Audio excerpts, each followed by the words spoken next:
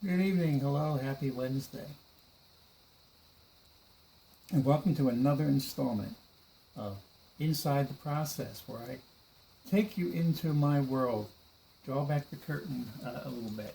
So hopefully you find tonight's topic interesting, which I've entitled The Daily Grind. I could have titled it something else too. We'll get to that once we're inside the topic. So if you're new to me, I do this every Wednesday night, in addition to the Escape from Home piano hour, which is a kind of cocktail hour, classic tunes kind of thing, on Tuesday nights, and allow myself to be spontaneous. I'm spontaneous here too, because you won't know how much I deviate from the notes, but I try to be prepared for this topic. And increasingly so, you're going to be able to catch me live in different places. It's slowly coming back. And there are dates projected out on the schedule of my website. Speaking of my website, you'll notice the link to the support page of my website. If you are inclined to encourage me and help me keep this going, there are different options. And if you watch this regularly and you haven't gone with any of those options, I'll ask you to consider the Patreon low impact. You do it how you want. Make it as low as you want, and or whatever you think is appropriate, and then I'll keep in touch with you with some exclusive content. But in any case, and most importantly, I'm really glad you're here. So, as we're going through this Inside the Process hour, and I've told you, if you watched before, that I'm navigating, modeling this, navigating as well, I suppose, after what I was calling pandemic piano on the Mainstay Facebook page. And I was getting more into the nuts and bolts of actual piano stuff and playing the piano and technique and loose theory and things, but for all, not just musicians. But now that it's on my page, it's been kind of steering me to talk more about my experiences. I was going to do one of the more like wonky piano technique things today, but I came back to a more experiential thing, and that may be what I do most often, and I would welcome your input and feedback or suggestions, either in the comments, which I can't check while I stream, but I will check them later, or in a message to me. And some of you are kind enough to do that and communicate with me, and I really appreciate it, because any relationship or rapport is a two-way street. And that's a big theme, by the way, with me in music. It's a two-way street. Even if you're playing by yourself and no one else is in the room, it's still a two-way street. So, if you're a musician or any kind of contractor, nobody's guaranteeing you a steady paycheck, then you are motivated to keep busy. And you may recall me talking about billable hours before. When I was a young musician, I looked at it in those terms. And as long as I billed enough hours, even if they were the lower paying ones, then I would be okay. My focus has changed as of late, or as of, say, the last decade. But in the daily grind portion of my existence, that was very much in play.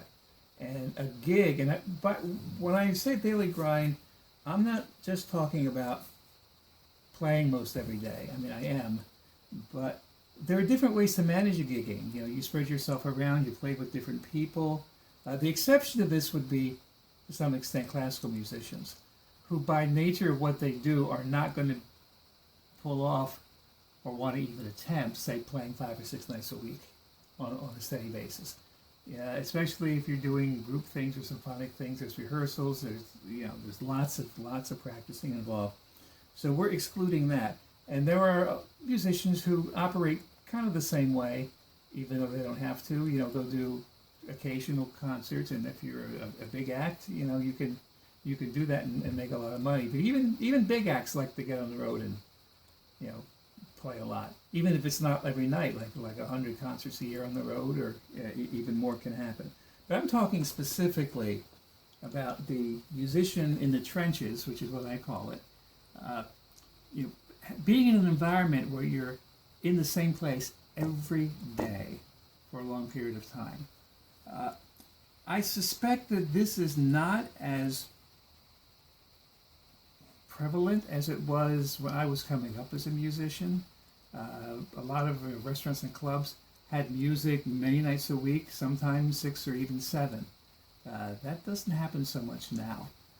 And yeah, it was a different landscape for musicians then. I remember the union book. It was a curious thing. I don't know how now musicians would feel about this if this were your job, or how musicians felt about it, but it was the way it was.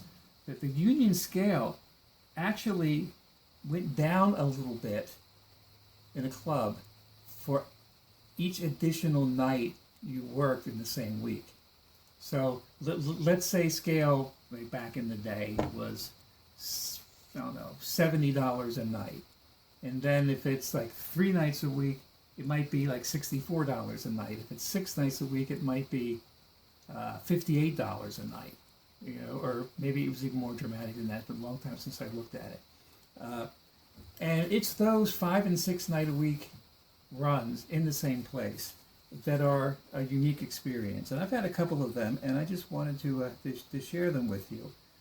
Before I do that, though, there's already something I missed in my notes, which is we find ways out of necessity often, or if you don't need to at some point, out of the love of doing it, to keep yourself involved in projects and keep yourself really busy and do everything you can. And even in his later years, and maybe especially so, Chick Corea was an example of keeping crazy busy. And there's one little example. I've mentioned this before. I was aware of it because I have a friend who's part of the Philadelphia Orchestra, and they were in New York, opening for Carnegie, playing the opening gala for Carnegie Hall, and Long Long was the guest pianist for Rhapsody in Blue, and he had engaged Chick Corea to play with him and do an improvisational version. And I heard Chick tell the story about it. He got a call from Long Long 2 months ahead of time, and he was wall-to-wall touring in Europe those entire 2 months. And he had never worked up the Rhapsody in Blue. I mean, it's essentially a classical piece, and you know, why would a jazz guy prioritize working that up? But he said yes. So in his hotel room, he had a digital piano, and he actually worked up the entire solo piano part, the Rhapsody in Blue, on his digital piano in his hotel room in between gigs, and then went over to Carnegie Hall and nailed the performance. You know, that's the kind of crazy life that musicians can lead, but it's fun life, and we wouldn't have it any other way. So just with a little reference to Chick practicing in his hotel room, and by the way, when I have the opportunity and I'm traveling, unless I'm flying, which I try to avoid, my gigging keyboard goes with me in my car, goes to the hotel room, and just like I do here first thing in the morning, I'm not that thing. You know, not quite the same as an acoustic piano. We talked about this last week, but it can still get the job done for opening the space. So hotel rooms are good for a lot of things, I suppose.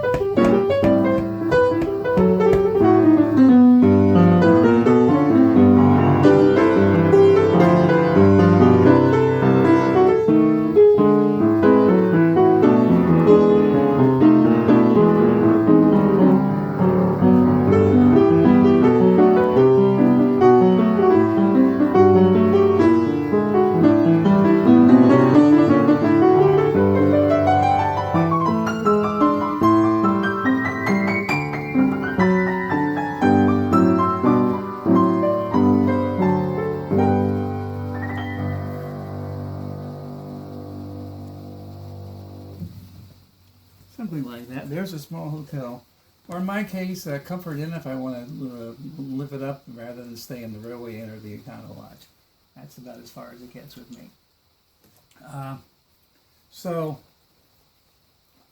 playing the same venue over and over is its own dynamic. When I was doing the entertainment shows for American Cruise Lines, which I did for about a decade, I'm probably not going back to it. That's another story. That was a unique environment because I would be in the same venue every time I played. Not daily, but whenever the ships would come into town. But in that case, you would almost never see the same person twice, maybe on occasion. So that was its own unique thing where you go to the same venue, but you have to win over a new audience every time. And that's actually its own topic, playing to someone for the first time and how you build that rapport and relationship. I'm talking about the same place. Now, the alternate title that I almost called this and took in a slightly different direction was Working in Retail. And those of you who know me probably know where I'm going with this. But before I go there, I'm going to play an old tune. I forgot to look up when it was written. It might have been in the 19-teens or 1920s, I'm guessing. So let's say roughly a 100-year-old tune, not usually played, but a little reference to retail. So here's a quiz if you know this tune.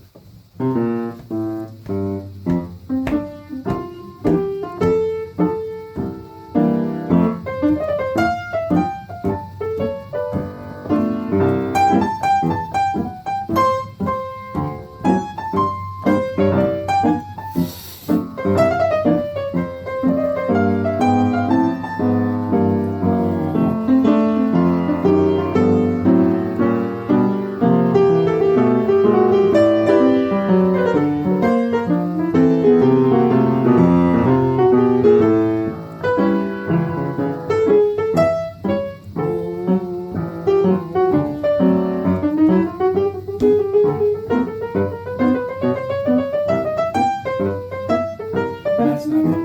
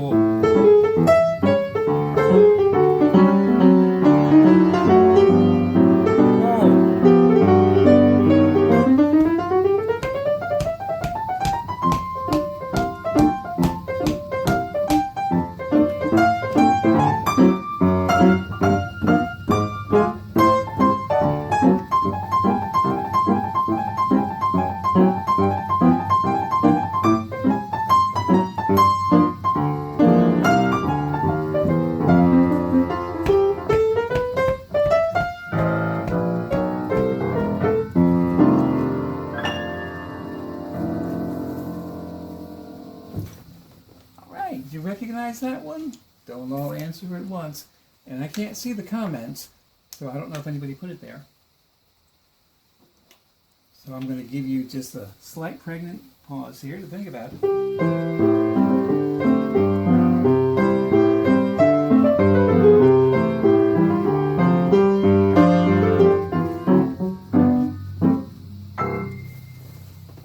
And that will probably give me a little copyright infringement on this video, which happens sometimes, but it's okay. There's ways to manage that. Musicians always have roadblocks, and that reminds me about a copyright kind of publisher issue I had with this gig I'm going to talk about. But that tune, it was, I found $1 million baby in the 5 and 10 cent store. And I remember a Woolworths in the Cherry Hill Mall in New Jersey, in Camden County, not far from where I grew up. And we would go there as a child. Multiple me's. My family, my parents and I would go there most every Saturday night. And I got really familiar with that mall. And then later on, I found myself working in the mall, teaching for one of the mall organ stores, and eventually doing a little sales work, which I've talked with you about, which allowed me to kind of understand that dynamic and be schooled. And at one point along the way, the Cherry Hill Mall, which was always about being the biggest and the best and the fanciest, it is Cherry Hill, by the way, built at the time the largest indoor food court in the country. It's the beginning of the mall food court craze. This would have been in the early 1980s, I think. Yeah, that sounds right. And when they built this 1,000-seat food court that they called Picnic at Cherry Hill. And they wanted a piano by the fountain and somebody playing it every day. So that was a little bit of a right place, right time for me, because I was working in the store, and the store sent me out there. I guess it was probably like the booking agent who allowed me to get the gig at the Showboat, thinking it wasn't going to last, and was mad at himself and kind of me that he wasn't representing me and I was on my own. So maybe maybe the organ store would have tried to take a little piece if they knew it was going to last for as long as it did. I was the picnic pianist at Picnic at Cherry Hill, and it was a really educational environment, working in retail to that extent. And by that extent, I mean I would have periodic meetings with the management of the mall, because I was part of the mall atmosphere, the mall decor. And in order to justify it, justify anything in the mall, there had to be engagement with customers. There was nothing you were going to do in the mall that was going to sit there, even if you weren't a business. It's like Santa Claus comes to Christmas. That's an engagement. You know, people come and they interact with Santa Claus. So the idea that they got to have the piano player, which turned out to be me for 11 years, first 3 or 4 maybe, steady, consistently, like 6 days a week, daily grind, same place, 1,000-seat food court, thousands of people would go there every day. That was the highest profile anonymous gig ever. We'll talk more about that. And my shift was usually at lunch, sometimes at dinner. But what they did to promote engagements was they printed something called a music menu. And the music menu would sit on the tables in a little holder, you know, right by the flowers. And they had me pick like 30, 40 tunes. And I tried to pick a variety of tunes. And you know my relationship to, you know, contemporary pop music, but this was the early 80s, and there's plenty of tunes that I, you know, knew and could put on the list. And of course there was this, you know, additional request line that people could write in. And the engagement was, of course, they were going to bring the music menus, and they did, up to the piano, lay them down, and that was their request, and I played the music for them. I looked around in some of my file folders, because I know I have one of those music menus saved somewhere. I was going to show it to you, and I don't. Actually, I was going to do this later, but I'll show you now.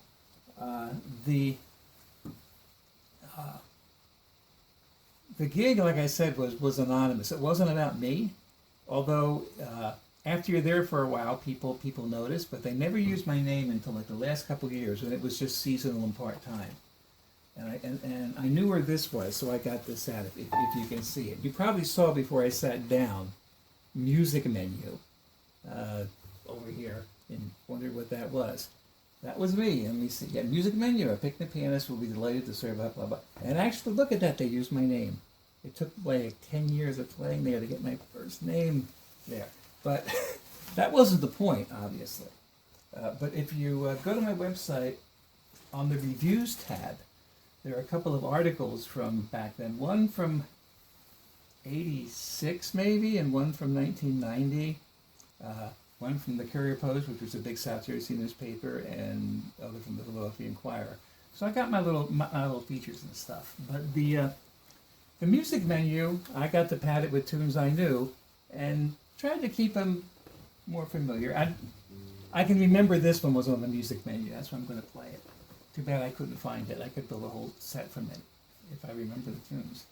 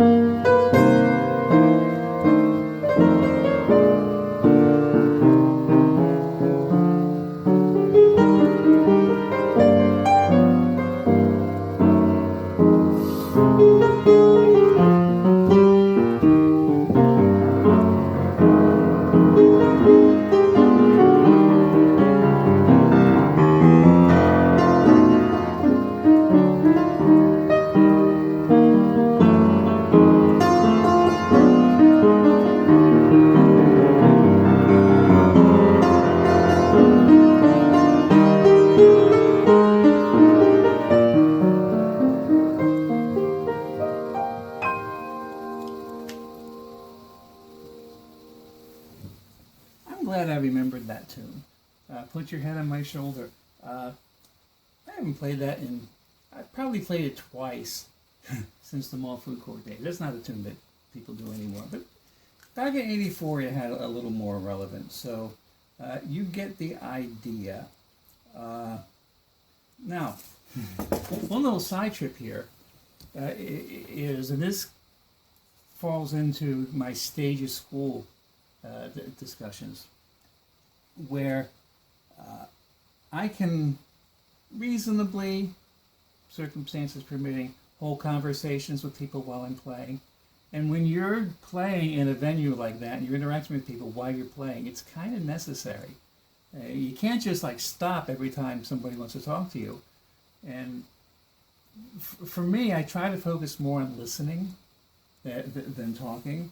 And I can kind of understand now why and other musicians too, although even some musicians look at me and say, how do you do that?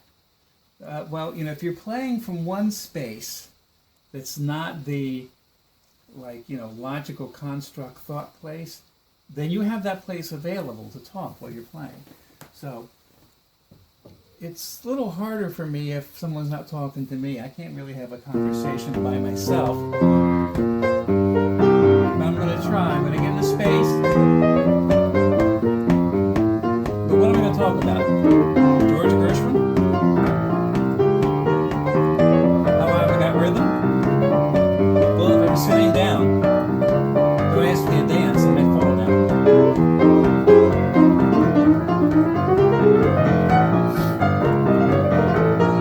I was supposed to talk, wasn't I? I got distracted.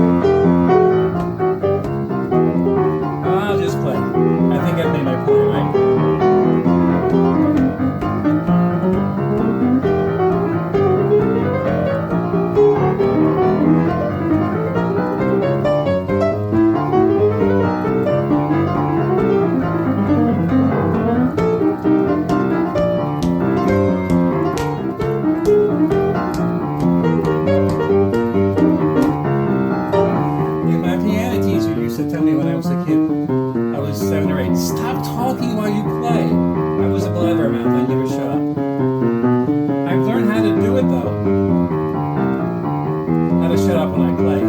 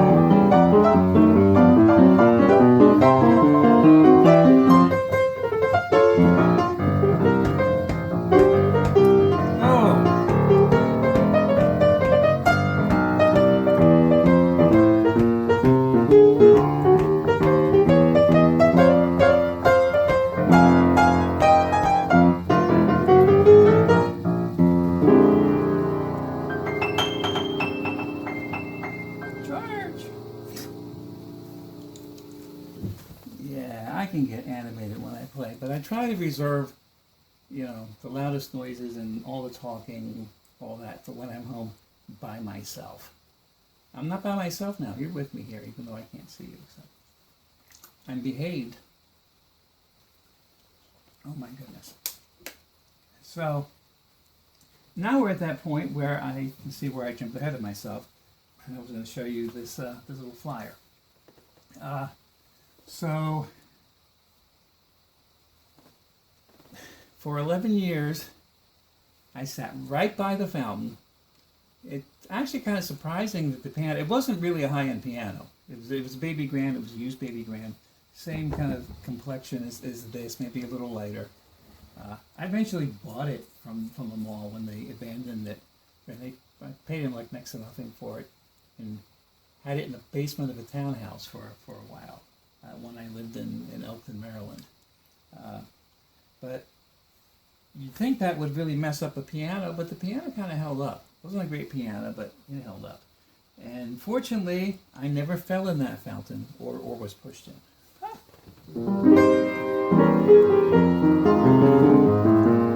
Yeah, 3 piano players in the fountain. It sounds like, well, wait a minute, I'm not supposed to talk. 3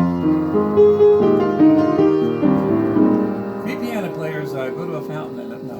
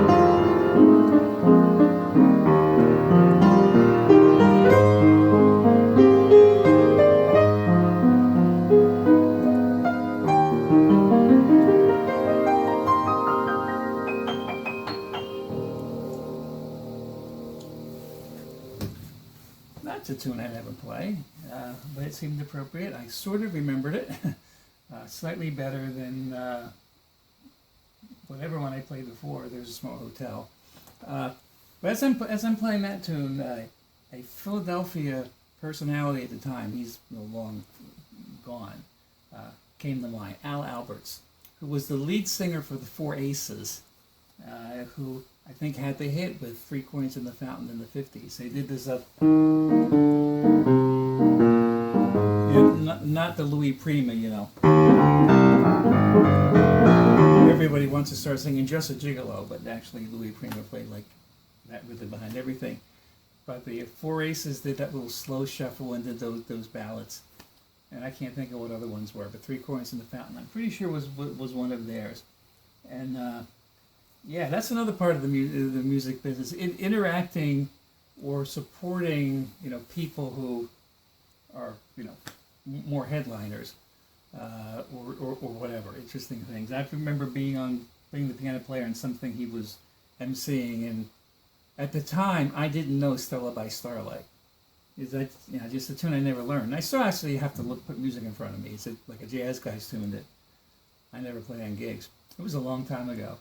And I remember his wife was named Stella, so as soon as he introduced Stella, he turned around to me and told me to play Stella by Starlight. And he didn't like me at that moment because I didn't know the tune, which has nothing to do with anything, but in a way something to do with just about everything.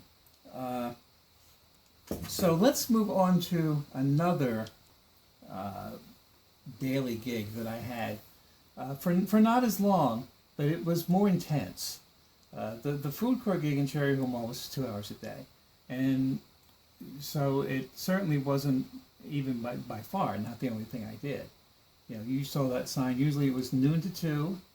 I think they started 11 to 1, then they moved it to noon to 2. Which, by the way, when that started, and I was, however old I was, in my 20s, and I was like completely, entirely into that musician's artistic temperament body clock, which is like go to bed at 5 in the morning and get up at the crack of noon.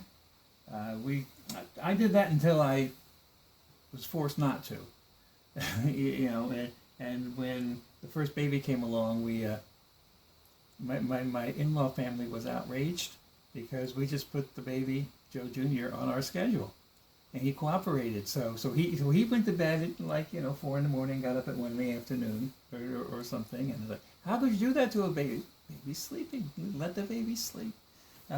But the point of bringing that up is there was actually a pretty nasty adjustment for me to get used to having to be in Cherry Hill, which is like 35 minutes from where I lived, at noon playing every day. It's like screaming out the door, a little after 11, like the way a normal person would at like 6:30 in the morning, trying to figure out what I forgot and trying to weave through the traffic and then try to get my cup of coffee and then sort of wake up in the first tune. And I was always aware that for everyone I was playing for, their day was like going on half over and they're all going and I'm just like, huh? Hello? Until I started playing, I had my coffee. But I was going to change the subject, wasn't I? I was going to talk about another gig, which is when I picked up the lobby piano gig, one of 3 guys doing shifts of 3 piano players at the show at Atlantic City, which actually happened during the mall thing. But it worked out that was in the later part of it when the mall was only doing it seasonally or a couple times a year for a month or two, and so most of it was in that crack. But talk about a daily grind. That was like 100 miles or just short of 100 miles each way because I lived in Elkton, Maryland at the time. I wasn't planning to play Atlantic City. It fell in my lap. So for the better part of a year, I did that gig and played Atlantic City 6-7 days a week, and there were other stints where I played extensively there too, playing with bands. But yeah, just the commute and the crazy thing was a grind in of itself. Uh, and it was a similar circumstance of the malls, kind of. Uh, and you wound up playing for some of the same people because there are people who frequented the mall every day, you know, businessmen primarily. It was a little like white collar lunchtime when I was playing. And the showboat, you know, busloads and waves of people coming in. And some of you have heard me talk about that. That was a fun gig because I mentioned, if you heard me talk about it, they wanted ragtime music. They were like expanding their musical offerings. They had like 30 full-time entertainers on the payroll, or so, not including the showroom, just in the public spaces. And I knew I didn't have to play Scott Joplin. You know, the entertainment director probably didn't even know who Scott Joplin was. You know, but they wanted that old time, you know, music. So I will play tunes like this.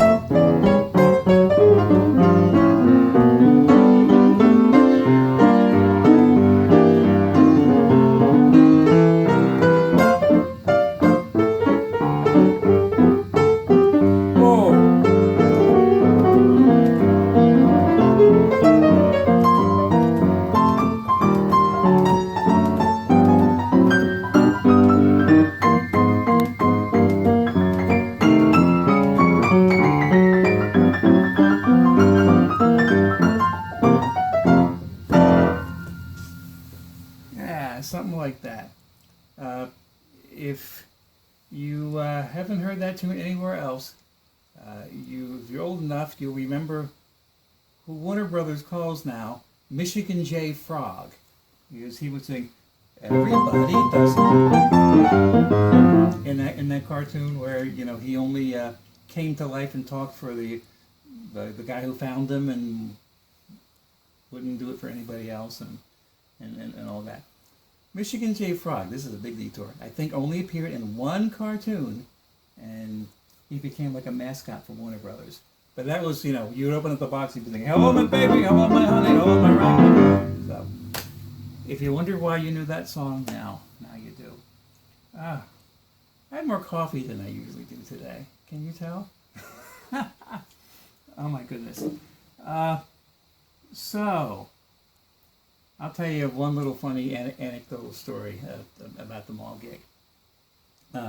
I learned something there, which was that there was a relationship between the piano in the hotel lobby and park benches at shopping malls.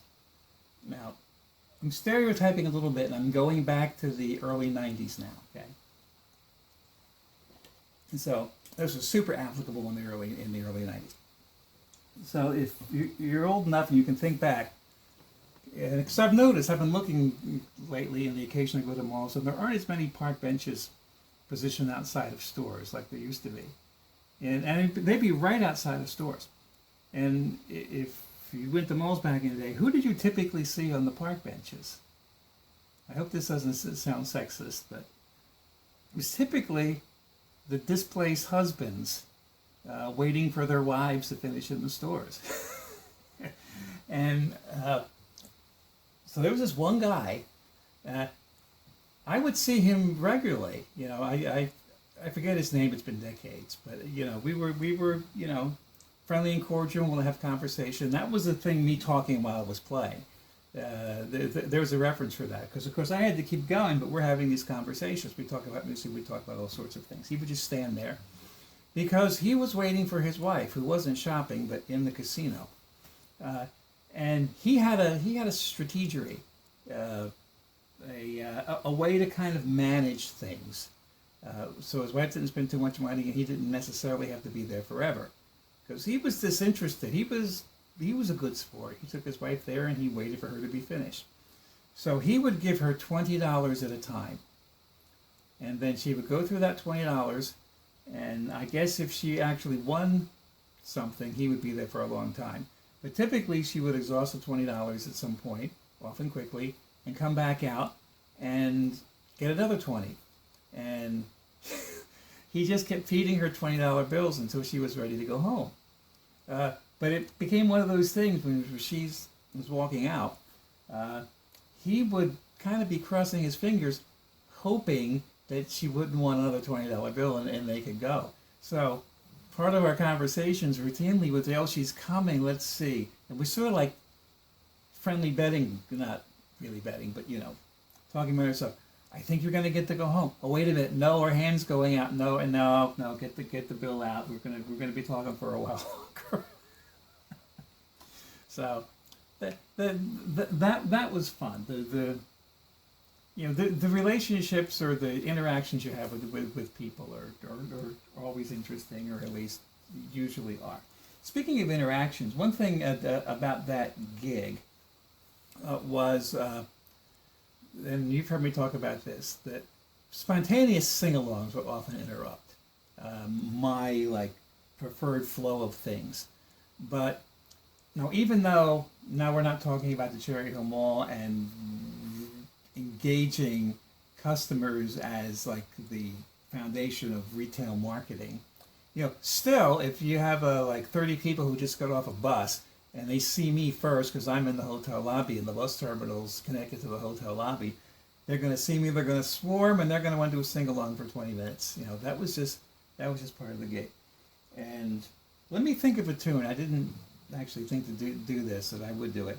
Let me think of a tune that we'll have our own little sing-along. But it's going to be one of those tunes I played back then. So if you're too young, you won't know it. I'll pick one that I think it was from the 20s, but it was covered in the 50s, so you might recognize it. So let's have a little sing-along. But then at some point I'll keep playing and improvising, and you won't be able to sing, but I won't be able to tell.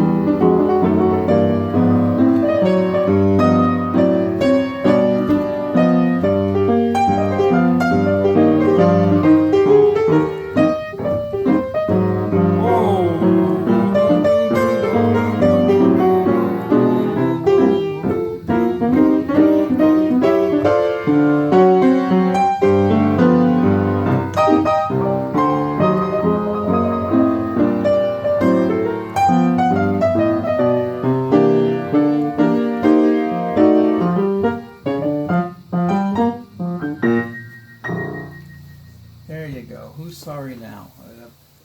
Hope I don't embarrass myself. I think it was Connie Francis who had the hit in the 50s, right? So yeah, as I've in the last so many years kind of thought and reflected on things I've done. Of course, this is just two gigs I've highlighted, but the feature of them is that you're going to the same place every day, and it's a grind. But of course, what you're doing is you're immersed in something that ultimately is the most about the most pleasurable thing you're going to do. If you're like a crazy musician, playing is you're going to go through all this nonsense to be able to play, and so it's a blessing to have those kind of opportunities. But surprised me, especially because I was a reluctant Atlantic City musician to begin with. When the gig came along, I was honestly avoiding playing Atlantic City up to that point, and not avoiding like I would refuse, but it was not anything I was pursuing. But when it fell in my head, it's like, this is what I need to be doing right now. Let's supervision. Thank you. Let's go. Let's do it. Right. So it's funny that that's the environment and the gig that I'm the most nostalgic about. Those annoying slot machine sounds, and then in the showboat you had all these player pianos. But actually playing older style like Jelly Roll Morton stuff that I don't really do with all the little glissandos and rolls, legitimate piano stuff.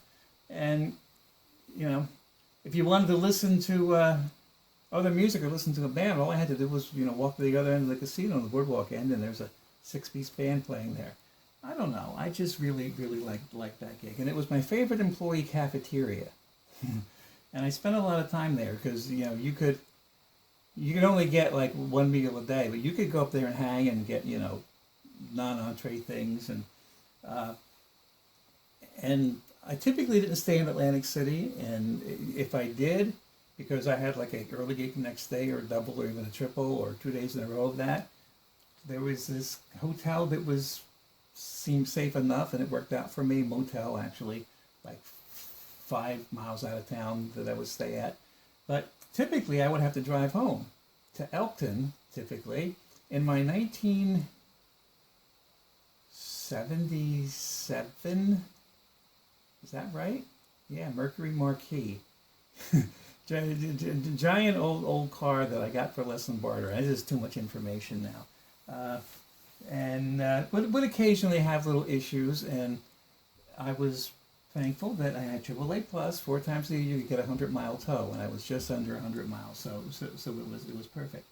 But the car would like overheat if you like stood too long, or And driving into Atlantic City, I mean, if you've gone to Atlantic City, you have to go through some neighborhoods. Atlantic City is a depressed town in a lot of respects, and the casinos promised revitalization. It didn't happen, and so there are parts when you were driving through that you're not comfortable getting out of your car. At least I'm not. And I made the mistake of trying to drive home after the 4th of July, or not after, on the 4th of July, like in the evening after my shift, because I wasn't paying attention. That's the thing when you're playing sometimes, unless you're like playing an event themed to the day, you almost forget what day it is, right?